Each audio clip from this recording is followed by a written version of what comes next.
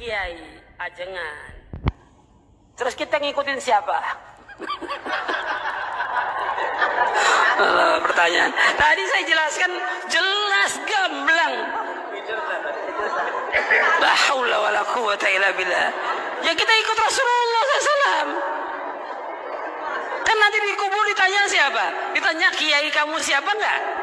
Enggak, ditanya man rabbuka wa man nabiyuka wa ma dinuka. Ditanyakan siapa Rob kamu, siapa nabi kamu. Nabi saya kiai fulan. Nabi saya ajangan enggak ada.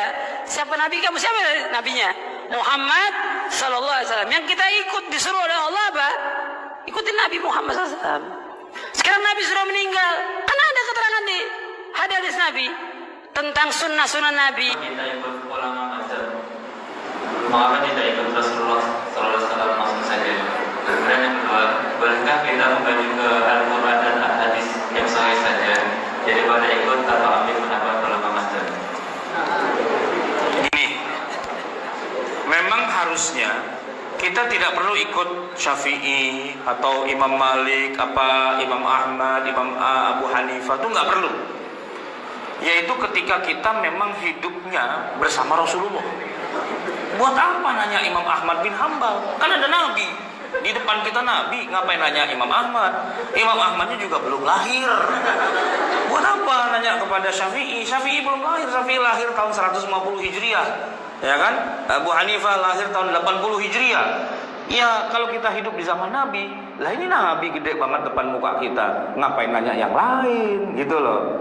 Jadi kalau Anda ingin mengatakan nggak usah ikut ulama, ikut Nabi, itu benar 100%, tapi Anda salah hidup.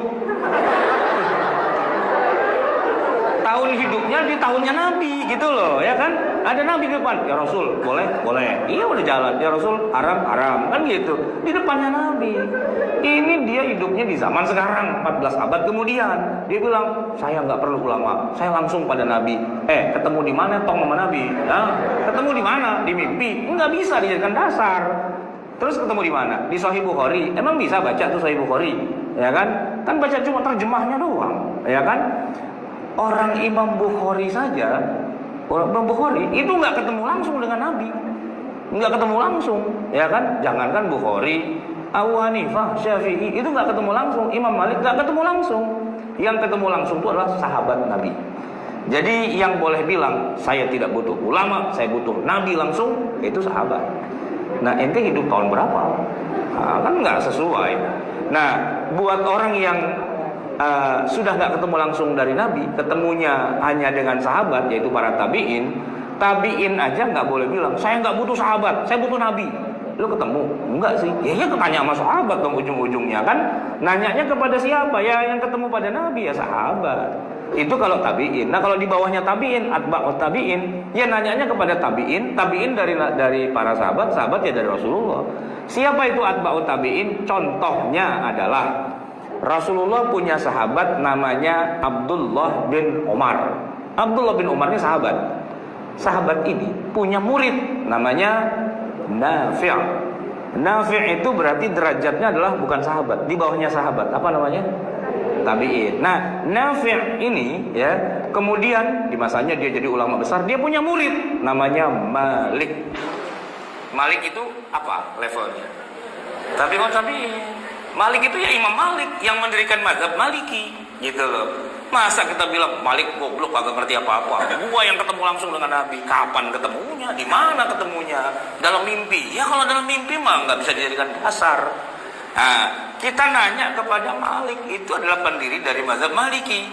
Kita nanya kepada Imam Syafi'i karena Syafi'i muridnya Imam Malik, gitu loh. Kita nanya kepada Imam Ahmad karena Imam Ahmad itu muridnya Imam Syafi'i. Ahmad, Syafi'i, Malik, Nafi', Ibnu Umar, Rasulullah. Itu kan generasi pertama kepada mereka. Kita bermazhab itu kepada orang yang salaf. Salaf itu di sini maksudnya ya salaf yang hidupnya di awal-awal itu. Levelnya itu di bawahnya sahabat yaitu tabi'in, di bawahnya lagi atba'ut tabi'in. Itu mereka salafun soleh yang sesoleh-solehnya. Salaf dalam arti yang sesungguhnya, gitu. Bukan ngaku salaf tapi hidupnya 2018. Itu mah bukan salaf, gitu loh. orang zaman sekarang, tapi ngakunya ke sana. Terus saya tanya, kalau emang Anda ketemu langsung dengan Nabi, lewat jalur apa?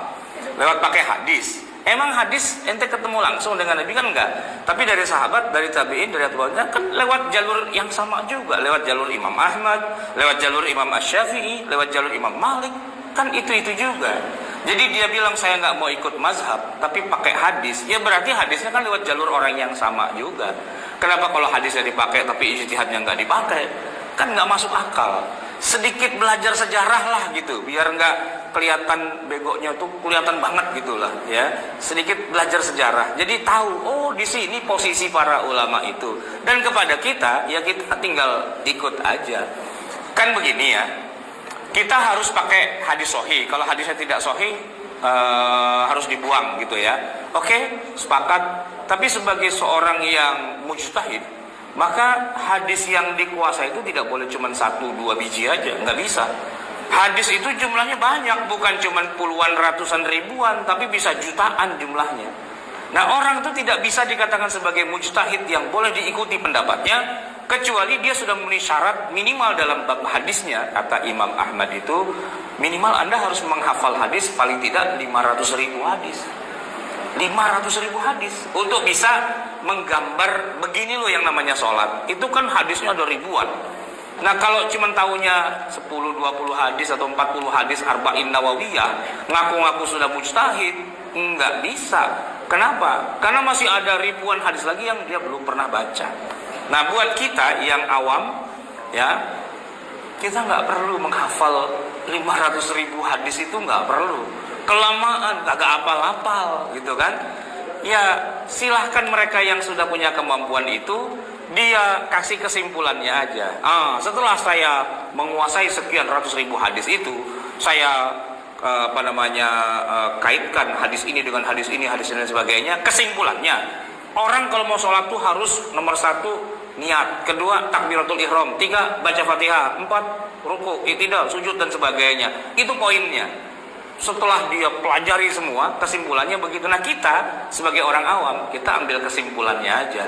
Karena yang beristihad juga bukan orang sembarangan, orang paling ngerti. Siapa lagi yang lebih ngerti dari mereka? Ya mereka ngajari ke kita kayak gitu kesimpulannya, ya itulah. Nah yang dibilang bermazhab itu kan ya begitu, nanya kepada yang memang ahlinya.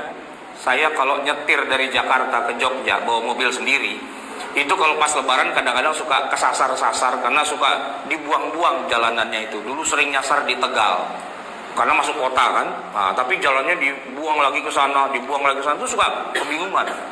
Kalau udah nyasar gitu, wah repot nih, bisa-bisa nggak sampai Jogja malah balik lagi ke Jakarta kan gitu ya. Nah alhamdulillahnya di tengah kebingungan saya itu dari jauh saya lihat ada polisi. Alhamdulillah, saya deketin. Selamat malam Pak, saya mau ke Jogja, cuman saya bingung nih di sini kok kebingungan jalannya lewat mana, gitu kan? Karena ini jalur-jalur alternatif. Kata Pak polisi, Bapak lurus, nanti pertigaan, Bapak belok kiri, nanti ada perempatan, belok kanan. Siap, terima kasih Pak. Kan gitu ya. Masa saya bilang, dalilnya apa, Bapak? Tahu dari mana? Masa nyinyir gitu sama polisi kan? Iya, gua polisi, gua tahu ini. Ngapain gua diri di sini kalau nggak tahu? Kan gitu kan?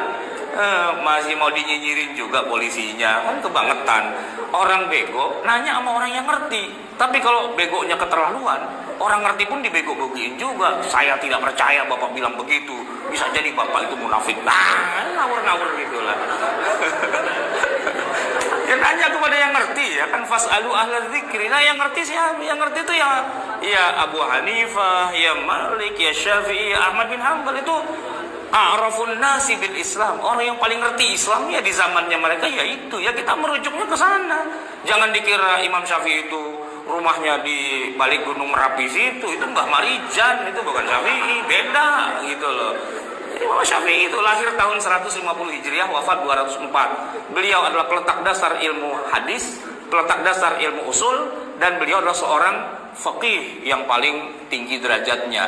Beliau adalah seorang keturunan Quraisy berdarah biru yang sejak umur 5 tahun sudah hafal Quran, umur 12 tahun sudah menghafal sekian ribu hadis. Itu Terus mau tanya apa lagi gitu, mau ribut apa lagi dengan Syafi'i gitu loh. Anda tuh nggak kenal, tapi aku belagak pinter gitu kan masalahnya. Itu dia. Memang kalau saya punya mobil itu tangki bensinnya itu kan kapasitas 50 liter. Cuman kalau lagi saya nggak punya duit, saya isi cuma 5 liter. Jadi 50 liter kapasitas cuma diisi 5 liter. Itu kalau jalannya bolong-bolong itu koclak gitu. Nah begitulah otaknya dia, koclak, nggak ada isinya. Cuman kapasitasnya besar tapi nggak ada isinya. Nah, itu koclak namanya itu.